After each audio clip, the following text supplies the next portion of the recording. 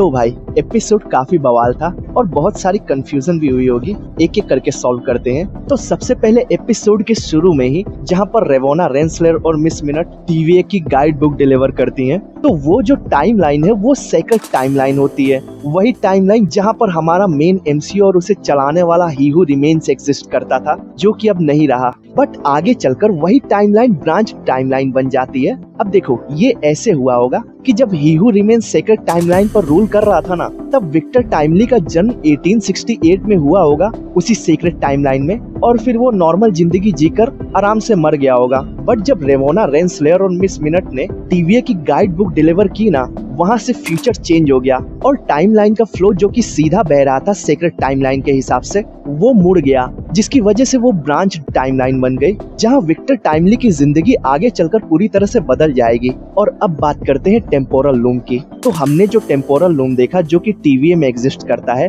वो भाई टाइम के फ्लो को कंट्रोल करता है और पूरे टीवीए का पावर सोर्स है। बट यहाँ विक्टर टाइमली ने जो टेम्पोरल लूम बनाया था, वो टाइम के फ्लो को नहीं बल्कि वोल्टेज के फ्लो को कंट्रोल करता है। जहाँ विक्टर टाइमली ये मेंशन भी करता है कि जितने वोल्टेज में एडिसन एक बल्ब जलाता है, उतने ही वोल्टेज में मैं पूरे शिकागो को रोशन कर सकता हूँ। तो एक तरह से देखा जाए तो टीवीए की गाइड बुक में जो इक्विपमेंट का जिक्र हुआ है ना, वो इस टाइमलाइन में बिल्कुल भी एग्जिस्ट नहीं करते हैं, जिसकी वजह से विक्टर टाइमली वो नहीं बना पा रहा जो एक्चुअल में होना चाहिए। बट स्टिल टीवीए का टेम्पोरल लूम भी एक पावर सोर्स था और विक्टर टाइमली का बनाया हुआ टेम्पोरल लूम भी एक पावर सोर्स ही था। और एक चीज तुमने नोटिस किया, जब विक्टर टाइमली मिस मिनट की उन खतरनाक बातों से तंग आ जाता है, जहाँ पर वो अपने टेम्पैड में मिस मिनट को कैद कर देता है, तो मिस मिनट के कैद होने से पहले जो उसके आखिरी वर्ड होते हैं ना, वो आई लव यू होते हैं, जहाँ पर वो आई लव बोलकर कैद हो जाती है। देन जब रेवोना रेंसलर उसे आखिर में बाहर निकालती है, तो उसका जो पहला वर्ड होता है वो लव यू होता है।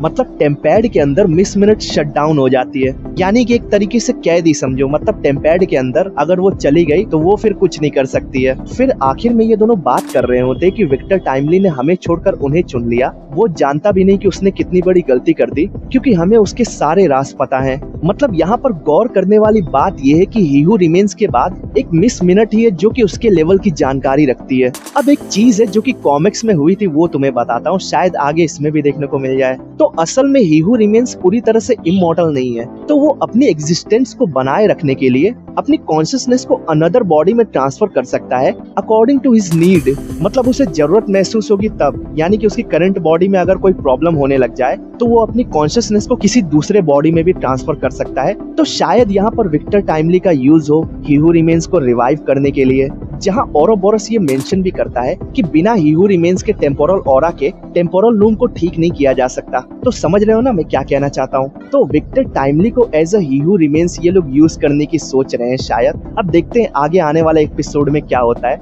वैसे इस बारे में तुम्हारे क्या ओपिनियंस है, कमेंट्स में जरूर बताना।